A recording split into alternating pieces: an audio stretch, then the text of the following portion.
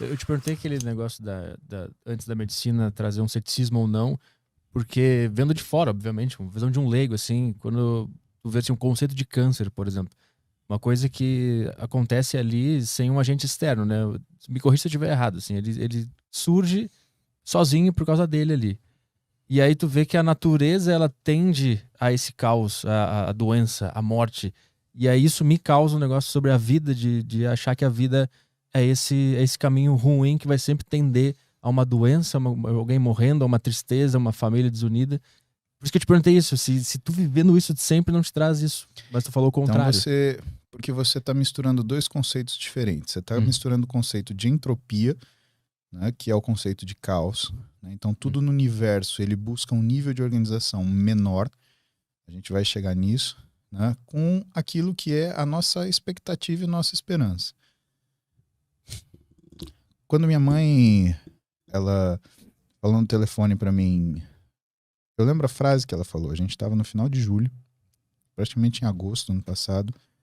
Ela falou assim: eu só tenho uma coisa chata para te falar. Eu tô tentando marcar consulta aqui em Marília desde de fevereiro, porque eu tô sangrando e eu não paro de sangrar. Arthur, mulher de 65 anos sangrando por baixo é câncer, cara. Até que se prova o contrário, é câncer. Então, assim, para mim isso é negligência, né? Não tem essa.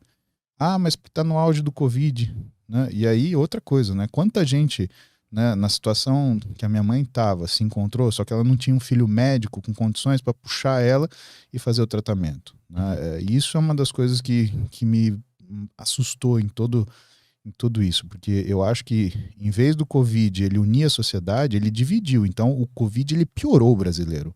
E piorou Caralho. por causa das pessoas ruins, Aham. né? Porque elas se aproveitaram disso para criar um factoide e fazer assim terror na vida das pessoas, Uhum. né? E para mim isso não tem desculpa.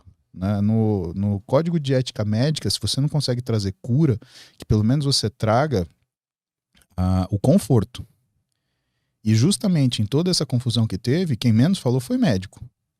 Falou político, falou jornalista, mas médico? Ah, não, mas veja bem, sempre tinha um jornalista para ser mais entendido que alguém, sempre tinha um político para ser mais entendido que alguém. O desgraçado não sabia escrever o nome, mas ele era o entendido do negócio, né? Em que sentido isso foi transformado em terror? Tu tá falando daquele negócio de espera ficar grave pra procurar ajuda? Que eu ouvi muito falar sobre isso. Na verdade, eu acho que ah, em toda a trajetória, né? Ah, É, eu acho que tirou-se a palavra dos médicos, né, e entregou-se a palavra para narrativas. E uhum. essas narrativas, essas pessoas elas não têm noção, né, ou têm noção, essas pessoas ruins, elas têm noção do quanto isso ia machucar a população, que é o pessoal que fala, né, o quanto pior, melhor. Porque dentro disso consegue, né, ganhar as vantagens que se espera. Mas, voltando, né, para minha mãe, toda Uhum. essa situação, né, ela liga para mim e eu falo, bom, então vem para cá agora. Aí contratei um motorista, mandei buscar minha mãe em Marília, porque ela tava com medo de pegar ônibus, de fazer isso. Falei, não, não tem problema. Eu não consigo te buscar, mas eu dou um jeito. Contratei um motorista, o cara veio, buscou ela. No dia seguinte, né? Eu liguei pra Carla, pra médica dela aqui em São Paulo, a Carla Delácio Lopes. Falei, Carlinha, minha mãe tá sangrando por baixo. Não, peraí que eu já vou encaixar ela na colposcopia. Achou a melhor médica de São Paulo que faz colposcopia. Minha mãe já fez o exame, já colheu o material. No dia seguinte já estava com a imunistoquímica positivo para câncer, sabia até que célula era. 5 dias depois, minha mãe estava sendo operada com um robô no Hospital Moriá pelo o João Manzano, que é um dos caras que ensina a cirurgia robótica no Brasil, é o chefe do Einstein nessa parte de cirurgia robótica, é o cara que instrui as pessoas, né? E minha mãe estava livre da doença, fez esvaziamento de gânglio, então estava tudo bem. Só que, por conta da demora do diagnóstico, minha mãe teve que fazer químio e agora ela está terminando a rádio, tá?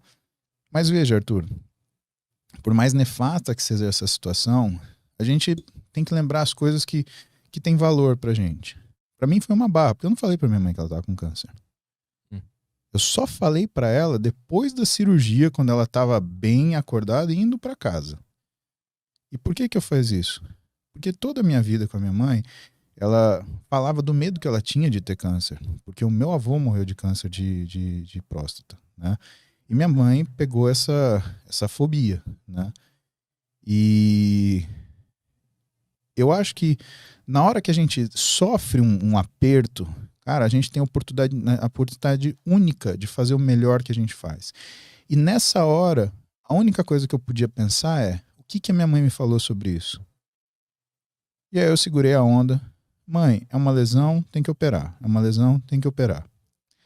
E aí vem a parte difícil de contar, sem chorar. Por quê? Porque aí vem a lição de dignidade. Terminada a cirurgia, minha mãe acordada no outro dia, já tinha levantado, se locomovido, né? Essas maravilhas da cirurgia robótica, né? Essa era uma cirurgia que, por exemplo, eu aprendi no Hospital São Paulo, só que a pessoa ficava debilitada porque abria ela do estômago até a sínfise pública, de cima a baixo, revirava tudo que tinha lá dentro, a pessoa demorava 1 mês só para acordar, né? De tão brutal que era essa cirurgia. Minha mãe no dia seguinte estava andando, indo de pé fazer xixi sozinha, né, tranquila, né? E aí eu vendo que ela estava bem recuperada, sentei com ela, falei: mãe, então deixa eu explicar para a senhora o que aconteceu. Eu trouxe a senhora assim, porque sangramento assim é uma coisa perigosa, eu achei que pudesse ser um câncer, fez o exame, achou que era um câncer, só que a gente operou e a senhora está curada. Então é isso que eu queria falar para a senhora. Arthur, um segundo para respirar. Ela virou para mim e falou assim: eu sabia.